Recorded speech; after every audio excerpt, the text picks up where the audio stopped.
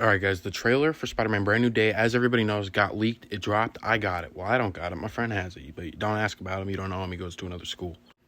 With that being said, I'm going to do the best of my ability to break down this trailer in immaculate detail so you can understand everything that's going on and what we have to look forward to. The trailer opens up with Peter Parker walking inside his apartment, and we hear a monologue, which I have a crazy theory about, so make sure you stay tuned.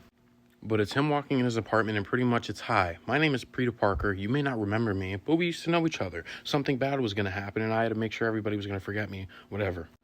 Sometimes Spider-Man has to do things that will break Peter Parker's heart, which I'm so glad they're shining light on, giving him that grit we need, that street level relativity. Then we get like a montage of shots. The first one being Spider-Man on a panel with... This is where it gets tricky. Police officers, it looks like he's getting some type of recognition like Tobey in Spider-Man 3. They're having some type of event for him, okay?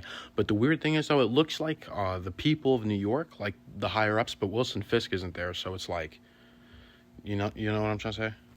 Like, it almost looks like he's, like, meeting the mayor, but Wilson Fisk isn't there, so I don't know who these people are, but he's getting some type of recognition for being Spider-Man and doing good for the city. We get to see everything he does as Spider-Man over the time since we last seen him in No Way Home. Then the voiceover continues, and he says, "I'm not just Peter Parker. I'm Spider-Man." And they recreate iconic comic covers, like this one here. We get the Boomerang comic cover. We even get this washing machine comic cover. And though it's not a comic cover, we do get a scene like this of him fighting the Hand, the red ninjas from Daredevil. And the scene looks... The way they have that part of the trailer set up, I think it works very well. And I especially like how they're not all, like, mainstream villains, like Boomerang, Tarantula, the Hand, right? They're all kind of like odds and ends to casual fans, but it really gives depth to what he's been doing as Spider-Man. But then we get Sadie Sink's voice, and she says, "You're a mess, Spider-Man." She's not talking to Peter. She's talking to Spider-Man. She says, "You're a mess, Spider-Man. Something, stay out of my way, or your friends won't be the only ones who forget you." Now this is where my theories start working, because the way it's set up in the trailer makes it look like Sadie Sink is the main villain of the movie. I don't believe that for a second. Listen, there's been a lot of speculation over who Sadie Sink is going to play. Some people think Jean Grey, Jean DeWolf, Fireball, whole new villain. I even seen somebody think it's the child of Jean Grey and Scott Summers, which I'm not buying. But if I had to pick, I would say she might be the MCU's Jean Grey. And I know it makes no sense to introduce her in a Spider-Man movie, but let me elaborate for you. I highly doubt, if she knows him as Spider-Man, right, that Spider-Man's just going to tell her, "Oh yeah, this happened to me and I went through this." They're just going to casually talk like that. I don't buy it. I think she went inside his mind, and she's understanding everything that he's been through, right? She downloads all that data. Like, I know what happened, right? Your friends aren't going to be the only one to forget. You stay out of my way, because he probably wants to help her. He's probably pursuing her, and she's like, "Back off. I don't know you. I don't want no problems with you. Back up." And remember in the beginning of the trailer, I said there's that opening monologue, "Hi, my name is Peter Parker." And it kind of sounds weird, like not as if he's speaking it, right? I'm thinking she's reading his mind. He's probably hearing his thoughts play back to him because she's messing with his mind, because she's Jean Grey. We also got some information not too long ago that she was going to kind of be under the protection of Punisher, right? He has a soft spot for children. I'm thinking that she is a young Jean Grey and she's in need of some type of help. And even though it doesn't really make sense to do this in a Spider-Man movie, that's the way I'm looking at it so far. Between her being under the protection of the Punisher, her reading Spider-Man's mind, the way Peter Parker's monologue sounds, it doesn't sound like he's thinking it in real time. It doesn't sound like he's speaking it either. It sounds like it's getting played back to him. And here's where the trailer gets weird.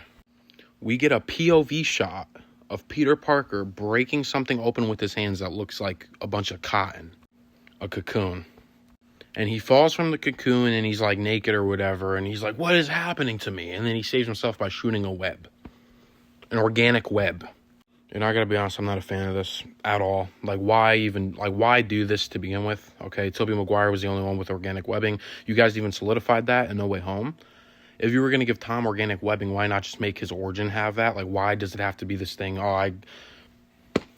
If you know the story from the comics, the other Spider-Man series, right? He goes through this change, the cocoon, he unlocks all these new abilities. He's kind of like upgrades, evolves.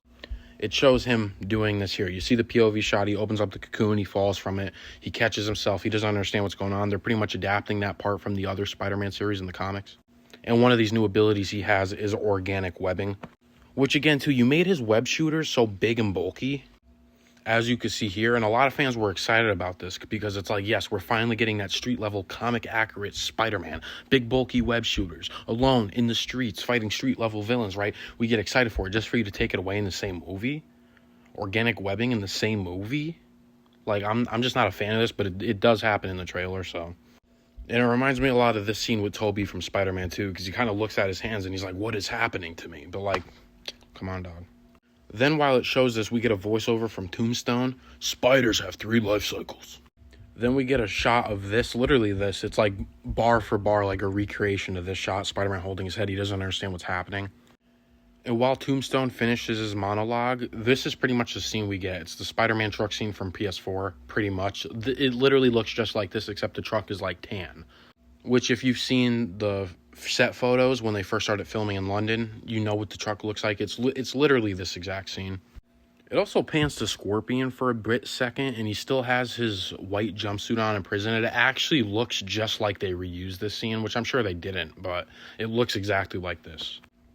Then it pans back to the truck scene, where we get a shot of Spider-Man just like this. The same eyes, everything, which tells us that he still has the reactive lenses, but this is literally exactly what it looks like, except he's on the truck. Then we get our first glimpse of Bruce Banner. Peter Parker, not Spider-Man. Peter Parker approaches Bruce Banner and he says, Mr. Banner, I need your help. Now, what could he need his help for? Clearly, it has to do with this whole Tobey scene of him, what is happening to me? And he's not understanding why he's in a cocoon and getting all these new powers. He's evolving. But it might not even end there. If you guys read some of the comics or even watched the 90s animated Spider-Man TV series, they even adapted some of this storyline. Peter Parker, Spider-Man, he goes through this point in his life where he's evolving, he doesn't understand why, and he's actually turning into a spider. And I really hope they just keep it to evolution, because, listen, it's happening, we can't do anything about it, but if it has to happen, I hope it's something where he just gets organic webbing, they keep it very minimal, not turn him into an actual human spider. But if something this drastic is happening to him and he's afraid and he doesn't understand why, let's go to a gamma radiation expert, Bruce Banner, ask him for help.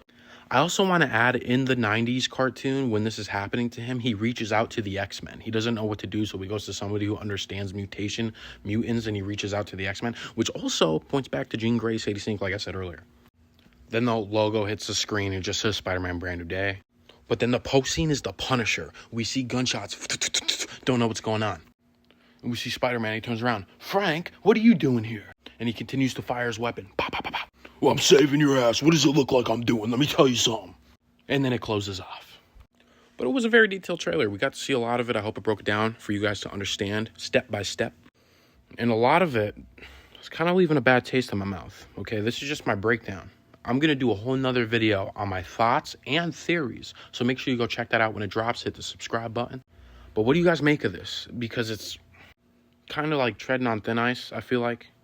But I don't know. It seems like it's going to be like TASM 2, okay? There's going to be some of the best comic accurate Spider-Man moments of all time, but there's also going to be some of the worst. It just is a lot.